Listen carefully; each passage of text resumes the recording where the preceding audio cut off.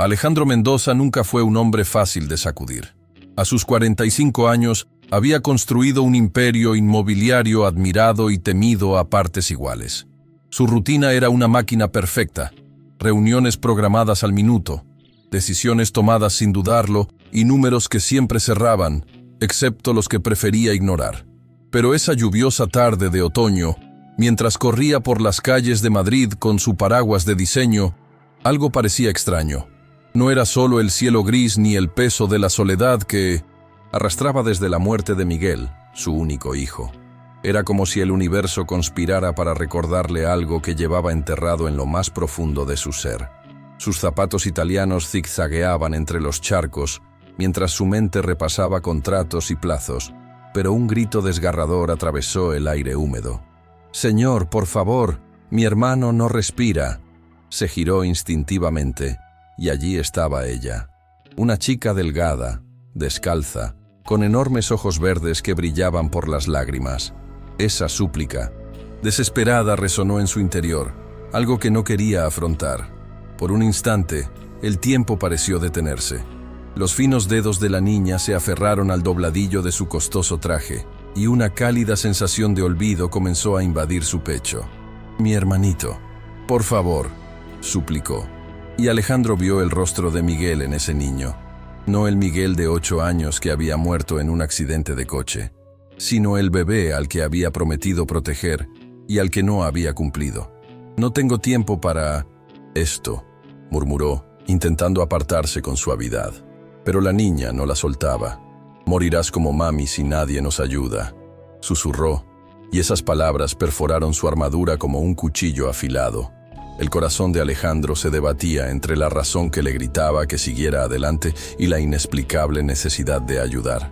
Volvió a mirar a la chica, fijándose en detalles que antes le habían pasado desapercibidos. El vestido viejo pero limpio, las manos pequeñas pero firmes, su aspecto demasiado mayor para su edad. Algo en ella despertó un recuerdo doloroso que había intentado reprimir durante años. El rostro de Miguel apareció en su mente como una imagen vívida. La sonrisa segura, la voz que decía: «Volverás con el tiempo, ¿verdad, papá?». Y Alejandro no había regresado. Ahora, allí, en aquella calle mojada, una simple decisión amenazaba con desmantelar toda la estructura emocional que había construido para sobrevivir. «Llévame con él», dijo finalmente, con su voz ronca rompiendo el silencio. La chica asintió, agarrándole la mano con fuerza, y lo condujo por los estrechos y oscuros callejones de Vallecas, un barrio que contrastaba absurdamente con el mundo lujoso donde vivía. Cada paso lo alejaba más de su zona de confort, pero también lo acercaba a algo que no podía identificar. Al llegar al edificio abandonado, Alejandro apenas podía creer lo que veía. Un colchón húmedo en el suelo, un bebé pálido y frágil que luchaba por respirar. Su maletín cayó al suelo mientras se arrodillaba, sintiendo el barro empaparse en sus pantalones de diseñador. En ese instante, todo cambió. El hombre de negocios frío y calculador dio paso a un hombre al que apenas reconocía. Un hombre que estaba a punto de embarcarse en un viaje de redención que jamás imaginó posible. Alejandro sabía que su decisión de ayudar a Carmen y Manuel cambiaría algo en su interior, pero no tenía ni idea de lo profundamente que lo sacudiría. En los días siguientes, mientras cuidaba a sus 2 hermanos, empezó a notar pequeños detalles que antes le habían pasado desapercibidos. La forma en que Carmen organizaba meticulosamente los juguetes de Manuel, como si cada objeto tuviera un lugar específico, o como siempre dejaba un vaso de agua junto a la cama de su hermano antes de que se acostara. Estos simples actos revelaban una responsabilidad que superaba con creces su edad. Alejandro observaba todo esto en silencio, sintiendo una mezcla de admiración y creciente culpa. Pensó en sus propias decisiones. Aquella vez que canceló la fiesta de cumpleaños de Miguel para una reunión, la cena que le había prometido a su esposa que nunca se celebró, los momentos perdidos que nunca recuperaría. Mientras tanto, Manuel empezó a recuperarse, ganando peso y color en sus mejillas. El bebé, antes frágil y apático, ahora sonreía y balbuceaba sonidos incoherentes, mientras intentaba agarrar los dedos de Alejandro. Había algo en la mirada curiosa del niño que le recordaba a Miguel, sobre todo cuando era bebé. Era como si el universo le estuviera dando a Alejandro una segunda oportunidad. Una oportunidad de hacer las cosas de otra manera, de ser mejor. Pero sabía que este viaje no sería fácil. Cada gesto de cariño que ofrecía a sus dos hermanos parecía desgarrar la armadura emocional que había construido a lo largo de los años. Y, aún así, siguió adelante. Mientras tanto, fuera de la mansión, el mundo de Alejandro empezaba a desmoronarse. Sus inversores se impacientaban, cuestionaban sus prioridades y criticaban su ausencia de compromisos importantes. Julio Fernández, su mano derecha en la empresa, lo llamaba sin parar, exigiéndole explicaciones sobre decisiones pospuestas y proyectos paralizados. «Lo estás poniendo todo en riesgo, Alejandro», dijo Julio con urgencia. «Estos niños son importantes, claro, pero tienes una empresa que dirigir». Alejandro escuchaba en silencio, tamborileando con los dedos sobre la mesa mientras meditaba. Sabía que Julio tenía razón, al menos en parte. El Grupo Mendoza dependía de su liderazgo, y su distracción podría costarle caro. Sin embargo, por primera vez en años, las frías cifras y las proyecciones financieras parecían lejanas, casi irreales. Cuando colgaba el teléfono tras otra tensa conversación, Alejandro encontraba a Carmen sentada en el suelo de la sala, contándole historias a Manuel. Usaba voces diferentes para cada personaje inventado, y la risa inocente del bebé resonaba por toda la casa. En ese momento, mientras los observaba, Alejandro supo que no podía dar marcha atrás. Cueste lo que cueste, no abandonaría a estos niños, nunca más. Respiró hondo, intentando calmar su torbellino de pensamientos, y se hizo una promesa silenciosa. Esta vez, haría lo que fuera necesario para proteger a quienes dependían de él. La decisión de adoptar oficialmente a Carmen y Manuel no solo fue un gesto de amor, sino también una decisión que requirió mucha valentía. Alejandro sabía que se adentraba en territorio desconocido, algo que iba más allá de reuniones de negocios o contratos firmados. Cuando el abogado entregó los documentos finales de adopción, Alejandro sintió un peso diferente en las manos, como si tuviera algo mucho más valioso que cualquier documento corporativo.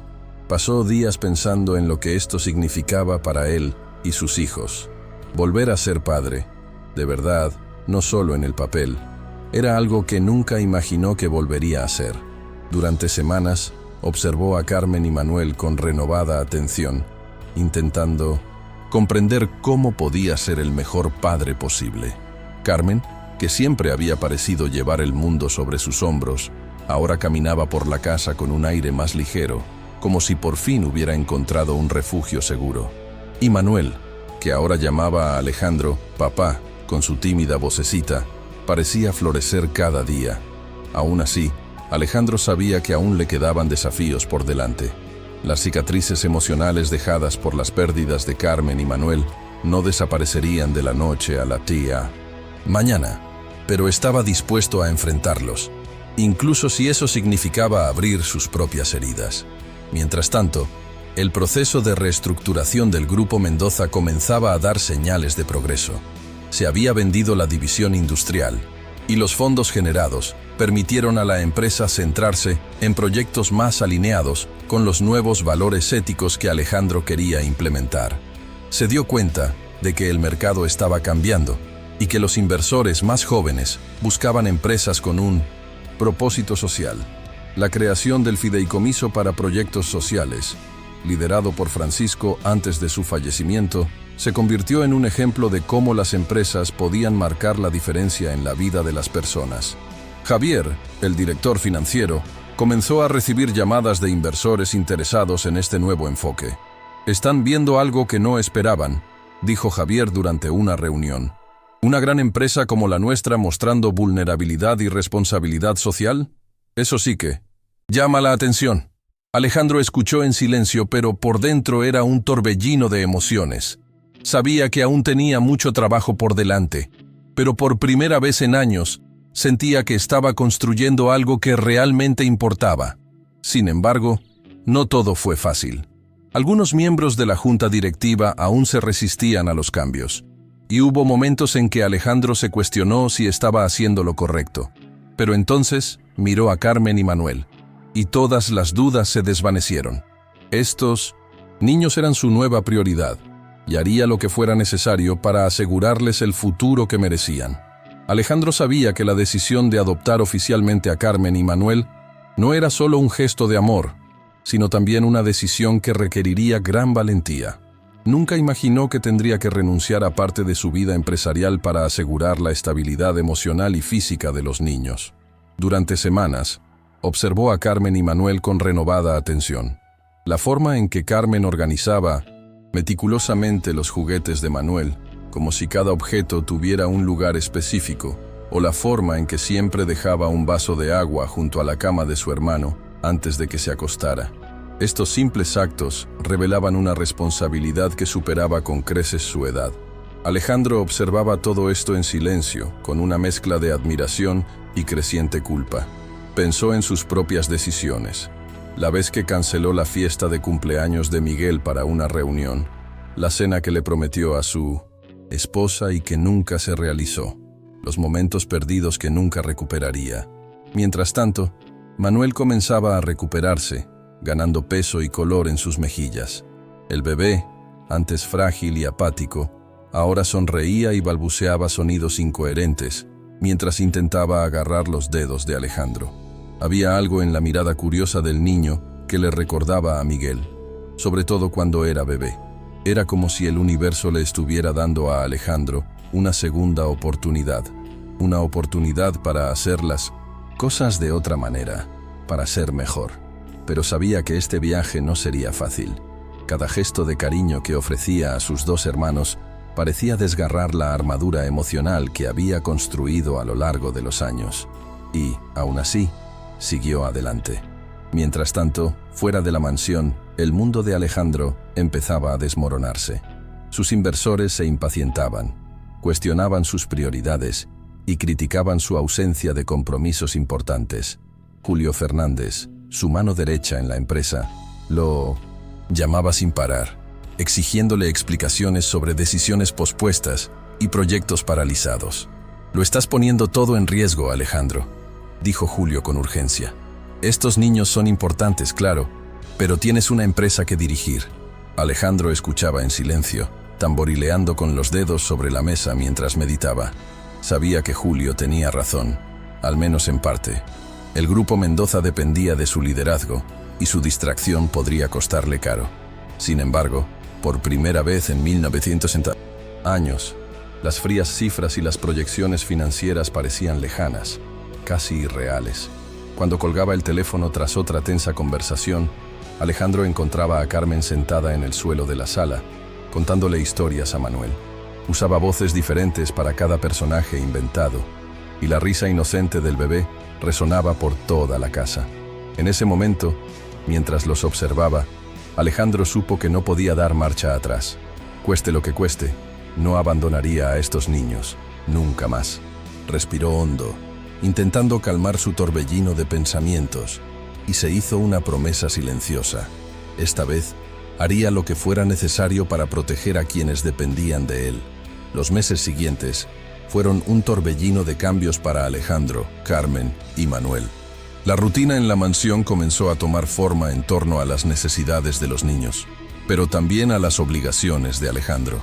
Contrató a un tutor para supervisar el progreso académico de Carmen, mientras que Manuel pasaba los días explorando cada rincón de la casa bajo la atenta mirada de la señora Rosario. Poco a poco, el ambiente frío y formal de la mansión se transformó en algo más acogedor. Juguetes de colores comenzaron a aparecer en los rincones de la sala. Dibujos infantiles adornaban el refrigerador, y el aroma a galletas recién horneadas reemplazó el olor estéril de la limpieza excesiva. Sin embargo, Alejandro sabía que aún quedaba mucho por hacer en su interior. Cada sonrisa de Manuel, cada pregunta curiosa de Carmen, era un recordatorio constante de que estaba construyendo algo mucho más grande que cualquier proyecto empresarial.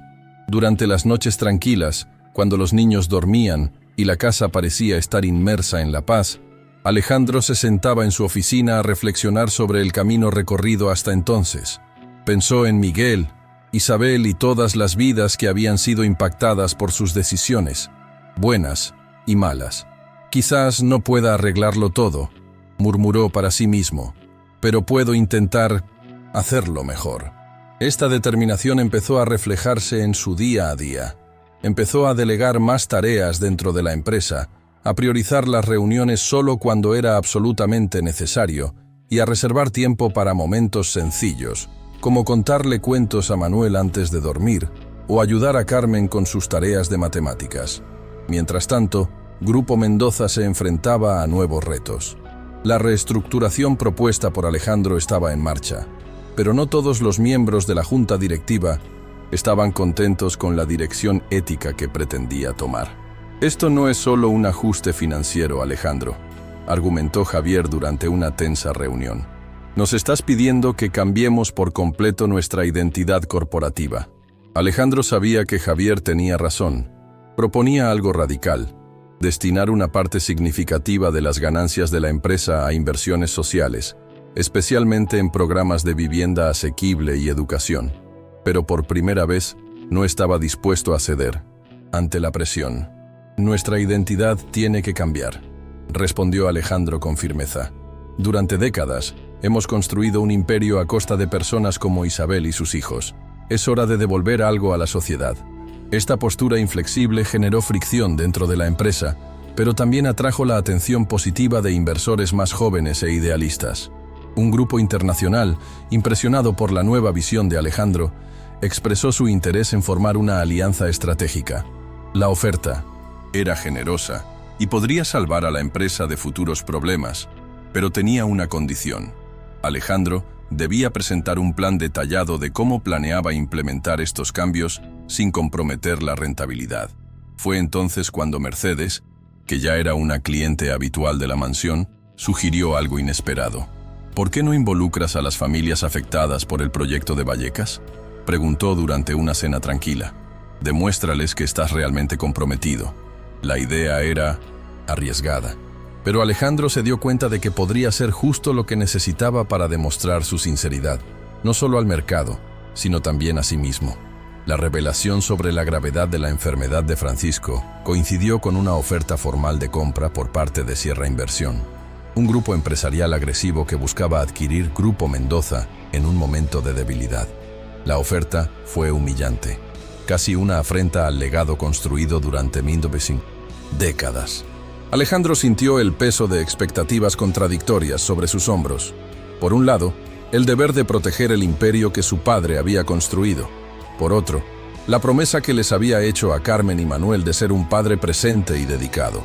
Durante una tensa reunión con el Consejo de Administración, Javier, el director financiero, presentó las opciones: aceptar la oferta baja pero garantizar la estabilidad temporal, o luchar por reestructurar la empresa, vendiendo activos no estratégicos y centrándose en áreas más rentables. Podemos sobrevivir, argumentó Javier, pero será doloroso. Alejandro sabía que la decisión no era solo financiera, era emocional y moral. Miró su reloj, recordando que Carmen estaba en casa esperando noticias. Necesito tiempo para pensar, dijo finalmente, dando por terminada la reunión con una decisión aún pendiente. Esa noche, mientras tomaba té en la cocina, Carmen apareció en la puerta con un pijama rosa y el medallón de su madre alrededor del cuello. ¿No puedes dormir?, preguntó, como si percibiera su inquietud. Alejandro suspiró. Tengo que tomar muchas decisiones, pequeño. Se acercó y se sentó a la mesa. Sus ojos verdes brillaban con una sabiduría que superaba su edad. Mi madre decía que no se puede hacer todo a la perfección, dijo con dulzura. Solo puedes dar lo mejor de ti cada día.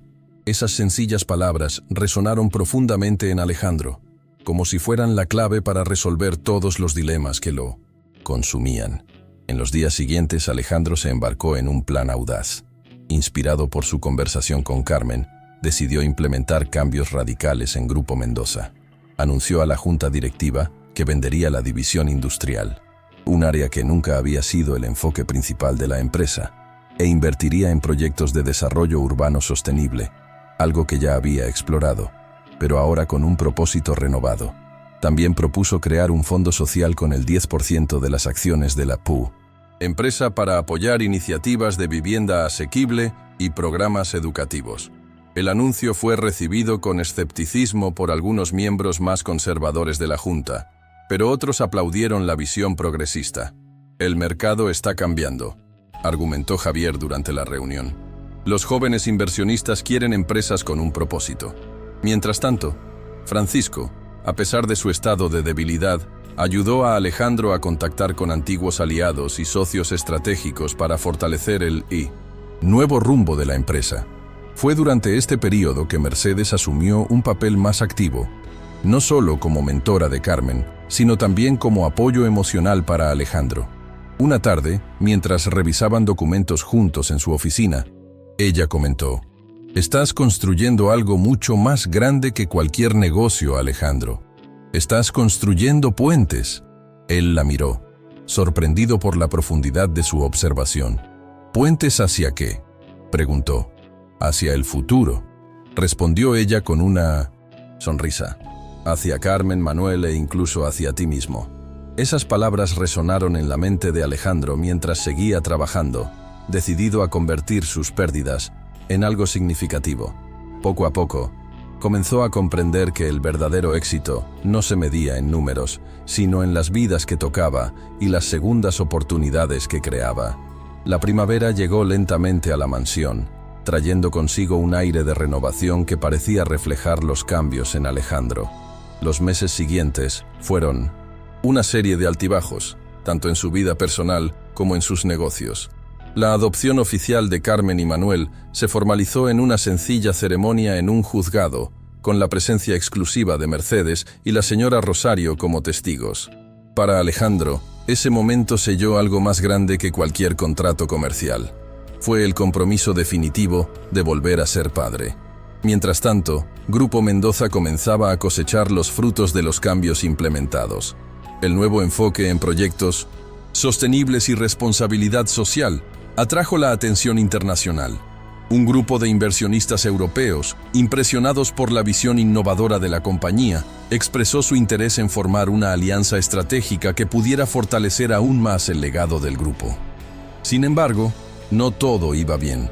Algunos miembros de la junta directiva seguían resistiéndose a los cambios, argumentando que Alejandro estaba poniendo en peligro décadas de éxito tradicional. «Están convirtiendo nuestra empresa en un experimento social», se quejó uno de los directores durante una tensa reunión. Alejandro, sin embargo, se mantuvo firme.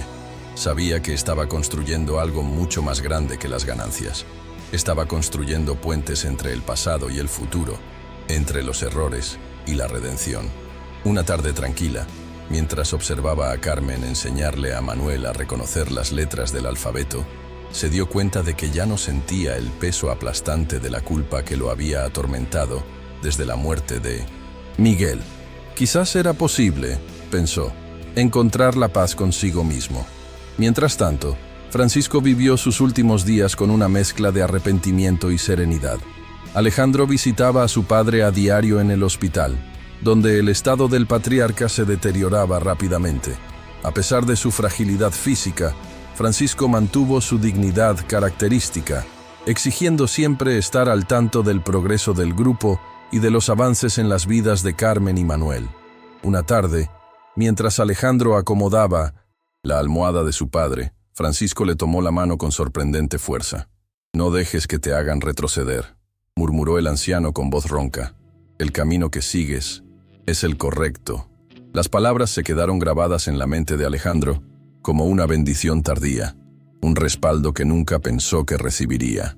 Días después, Francisco falleció en paz mientras dormía. Su funeral fue un acontecimiento trascendental que reunió a importantes figuras del mundo empresarial, pero también a rostros humildes de Vallecas, representantes de las familias que habían sido ayudadas por sus últimas acciones. Fue un claro reflejo de cómo incluso el hombre más duro y ambicioso puede encontrar redención en sus últimos momentos. Durante el velorio, Dolores Sánchez se acercó a Alejandro y le entregó un sobre. Dentro había una carta escrita por Isabel Ruiz poco antes de morir. A los hijos que amo profundamente, decía la dedicatoria. Al leer las palabras llenas de esperanza y amor de una madre que lucha contra el destino, Alejandro sintió que el mensaje era un regalo, una forma de que Isabel le devolviera algo valioso, la fe en la bondad y la resiliencia humanas. La primavera siguiente trajo consigo una sensación de renovación que parecía extenderse por todos los rincones de la mansión Mendoza. Carmen, que ya tenía 9 años, florecía visiblemente en su nuevo entorno. Empezaba a abrazar su infancia con más sinceridad, sin la necesidad constante de proteger a Manuel ni asumir responsabilidades que excedían su edad. La escuela era un reto que afrontaba con determinación, y sus profesores elogiaban tanto su inteligencia como su insaciable curiosidad. Manuel, en cambio, se transformaba rápidamente en un niño enérgico, recitando palabras recién aprendidas y correteando por los jardines de la finca. Alejandro lo observaba todo con una mezcla de orgullo y gratitud. Podía ver cómo los niños le ayudaban a redescubrir partes de sí mismo que creía perdidas para siempre. La capacidad de reír sin reservas, de preocuparse profundamente, de amar sin miedo. Mercedes, que ahora tenía un lugar permanente en sus vidas, solía decir que eran como una familia hecha de retazos. Y en cierto modo, tenía razón. Cada miembro llevaba cicatrices, pero juntos formaban algo sólido, algo real. Una tarde tranquila, mientras Alejandro ayudaba a Manuel a construir una pequeña torre de bloques, Carmen se le acercó con una libreta en la mano. «Estoy escribiendo una carta», dijo, vacilante, «para mamá». Alejandro sintió un nudo en la garganta, pero logró sonreír. «Le encantará», respondió con dulzura. Fue en esos momentos que se dio cuenta de lo mucho que habían avanzado desde aquel día lluvioso en el callejón. Mientras tanto, Grupo Mendoza comenzaba a cosechar los frutos de los cambios que Alejandro había implementado. La confianza social generada con parte de las acciones de la compañía se convirtió en un modelo de responsabilidad corporativa, atrayendo la atención mundial. Los inversionistas que antes desconfiaban del nuevo rumbo del grupo, ahora veían potencial en las empresas que buscaban un impacto positivo en sus comunidades. Sin embargo, no todo iba bien. Algunos miembros tradicionales de la junta directiva seguían resistiéndose a las reformas, argumentando que Alejandro priorizaba los ideales sobre las ganancias. «Están convirtiendo nuestra empresa en un experimento filantrópico», se quejó uno de los directores durante una tensa reunión. Pero Alejandro no flaqueó. Sabía que estaba construyendo algo más grande de lo que cualquier estado financiero podía reflejar. Inspirado por las palabras de Francisco en sus últimos días, se mantuvo firme en su determinación. «El verdadero éxito», dijo a la junta directiva, «se mide por el impacto que dejamos en la vida de las personas». Esta postura inquebrantable finalmente le granjeó aliados inesperados. Un grupo europeo, impresionado por la visión ética del grupo, expresó su interés en una alianza estratégica para expandir proyectos sociales. Al mismo tiempo, Mercedes sugirió algo que sorprendió a todos: involucrar a las familias afectadas por el proyecto de Vallecas en la nueva fase de la empresa. «Demuéstrales que de verdad te importan», dijo una noche mientras discutían el futuro del grupo. Alejandro se dio cuenta de que era la oportunidad perfecta para demostrar que sus intenciones iban más allá de las palabras. Fue entonces cuando decidió organizar una serie de reuniones comunitarias, donde las familias pudieran participar directamente en las decisiones sobre nuevos desarrollos urbanos. Fue una decisión arriesgada, pero también una oportunidad para reconstruir puentes rotos. El impacto de la muerte de Francisco tuvo un profundo impacto en la vida de Alejandro, pero también le trajo una inesperada sensación de paz. En el funeral, mientras Carmen lloraba en silencio a su lado, Alejandro comprendió que el legado de su padre no se mediría solo por el imperio que había construido, sino por los cambios que había ayudado a inspirar en los últimos meses de su vida. La transformación de Francisco, de un hombre distante e implacable a alguien que genuinamente buscaba enmendar sus errores, había tocado algo profundo en todos los que lo rodeaban. Esa noche, después del entierro, Alejandro reunió a Carmen, Manuel, Mercedes y la señora Rosario en la biblioteca de la mansión, donde guardaba las posesiones más preciadas de su familia. Entre ellas estaba el piano, que Francisco había mencionado durante su última conversación con Carmen. «Quería que aprendieras a tocar», dijo Alejandro, acariciando suavemente la madera pulida del instrumento. Los ojos de Carmen se iluminaron al tocar las teclas por primera vez, produciendo notas tentativas pero prometedoras. Fue Mercedes quien sugirió algo que sorprendió a todos. «¿Por qué no hacemos de esto una tradición familiar? Cada uno podría aprender una canción especial para tocar juntos». Era una idea sencilla, pero llena de significado. Una forma de mantener vivo el recuerdo de Francis y Elizabeth y de crear nuevos recuerdos en medio del dolor. Mientras tanto, Grupo Mendoza comenzaba a cosechar los primeros frutos de los cambios que Alejandro había implementado.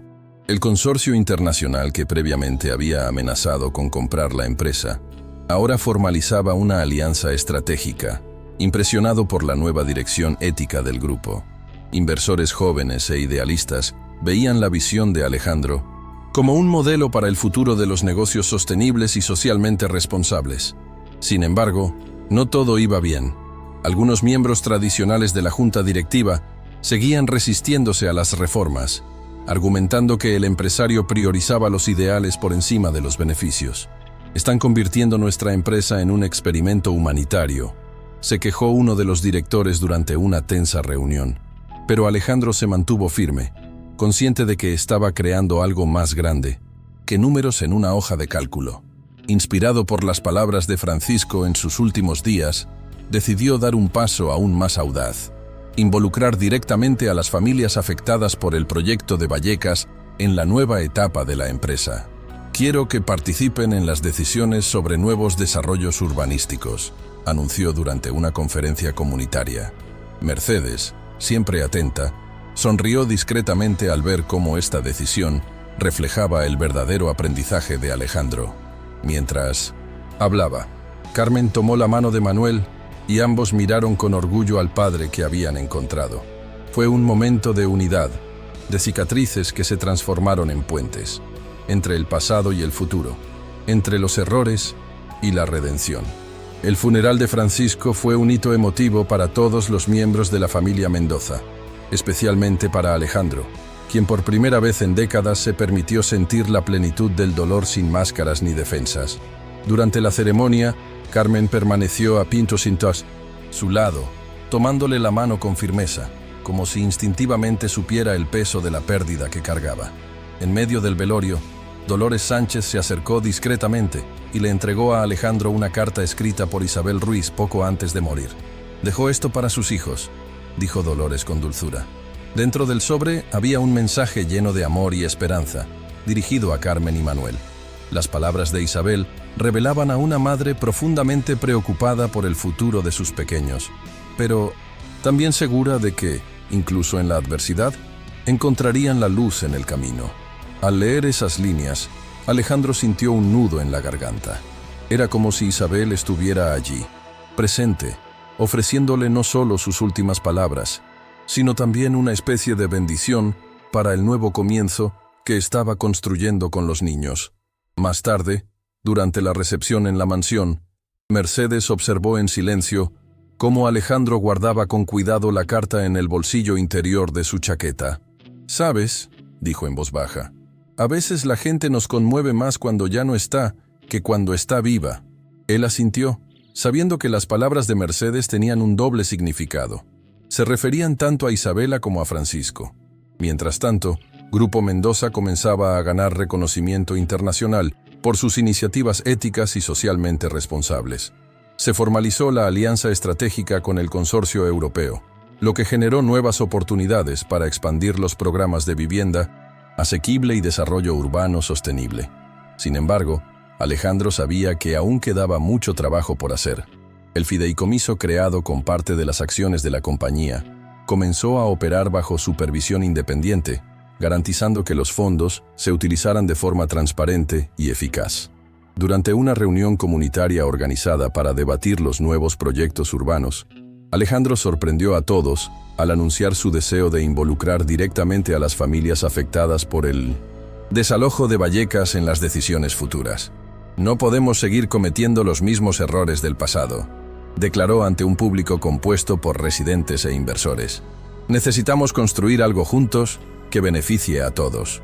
Esta postura captó la atención incluso de los críticos más escépticos de la junta directiva.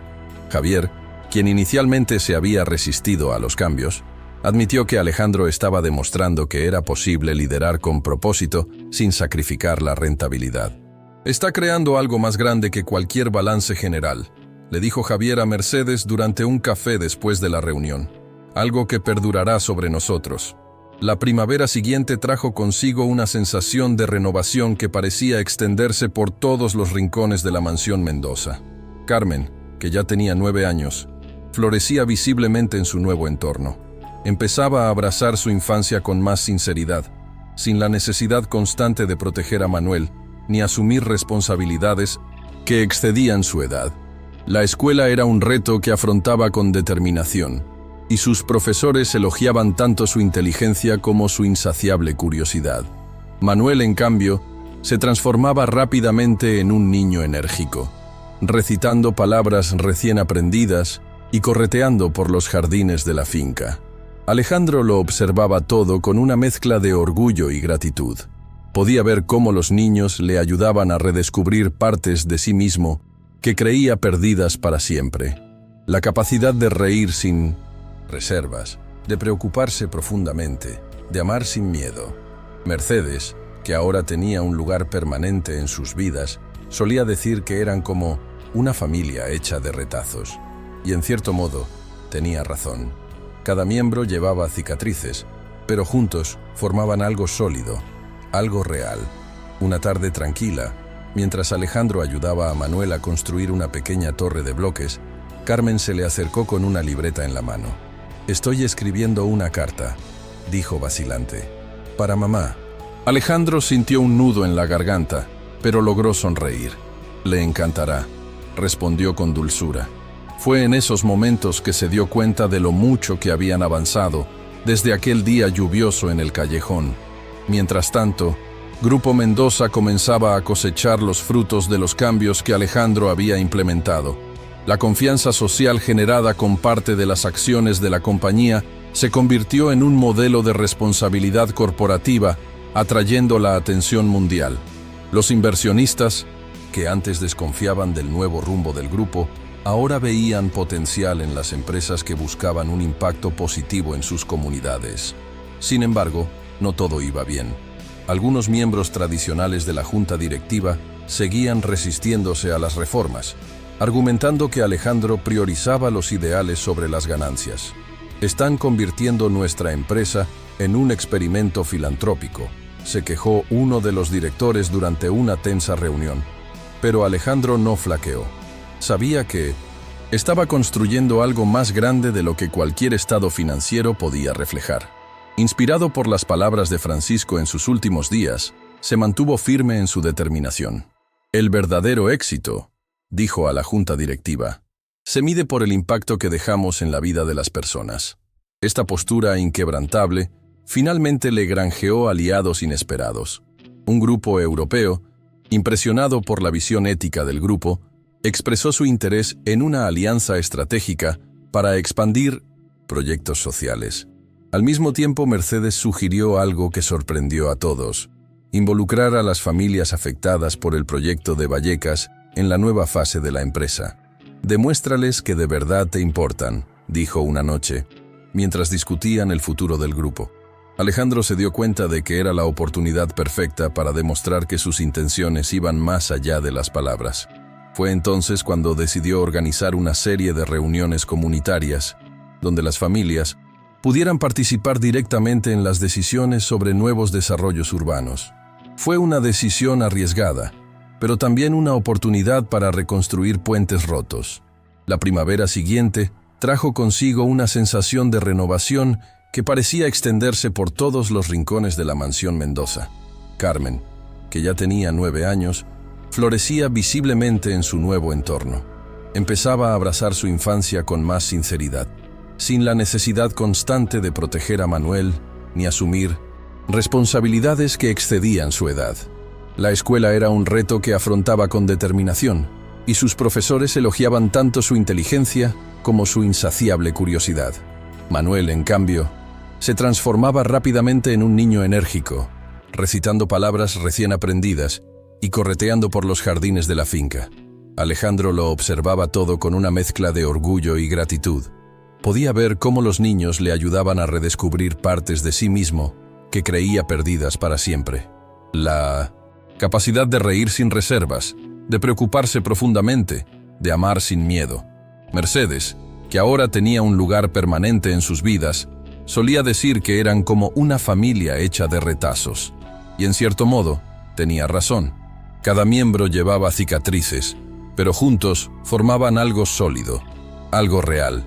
Una tarde tranquila, mientras Alejandro ayudaba a Manuel a construir una pequeña torre de bloques, Carmen se le acercó con una libreta en la mano. «Estoy escribiendo una carta», dijo, vacilante, «para mamá». Alejandro sintió un nudo en la garganta, pero logró sonreír. «Le encantará», respondió con dulzura. Fue en esos momentos que se dio cuenta de lo mucho que habían avanzado desde aquel día lluvioso en el callejón. Mientras tanto, Grupo Mendoza comenzaba a cosechar los frutos de los cambios que Alejandro había implementado. La confianza social generada con parte de las acciones de la compañía se convirtió en un modelo de responsabilidad corporativa, atrayendo la atención mundial. Los inversionistas que antes desconfiaban del nuevo rumbo del grupo, ahora veían potencial en las empresas que buscaban un impacto positivo en sus comunidades. Sin embargo, no todo iba bien. Algunos miembros tradicionales de la junta directiva seguían resistiéndose a las reformas, argumentando que Alejandro priorizaba los ideales sobre las ganancias. «Están convirtiendo nuestra empresa en un experimento filantrópico», se quejó uno de los directores durante una tensa reunión. Pero Alejandro no flaqueó. Sabía que estaba construyendo algo más grande de lo que cualquier estado financiero podía reflejar. Inspirado por las palabras de Francisco en sus últimos días, se mantuvo firme en su determinación. «El verdadero éxito», dijo a la junta directiva, «se mide por el impacto que dejamos en la vida de las personas». Esta postura inquebrantable finalmente le granjeó aliados inesperados. Un grupo europeo, impresionado por la visión ética del grupo, expresó su interés en una alianza estratégica para expandir proyectos sociales. Al mismo tiempo, Mercedes sugirió algo que sorprendió a todos: involucrar a las familias afectadas por el proyecto de Vallecas en la nueva fase de la empresa. «Demuéstrales que de verdad te importan», dijo una noche, mientras discutían el futuro del grupo. Alejandro se dio cuenta de que era la oportunidad perfecta para demostrar que sus intenciones iban más allá de las palabras. Fue entonces cuando decidió organizar una serie de reuniones comunitarias, donde las familias pudieran participar directamente en las decisiones sobre nuevos desarrollos urbanos. Fue una decisión arriesgada, pero también una oportunidad para reconstruir puentes rotos.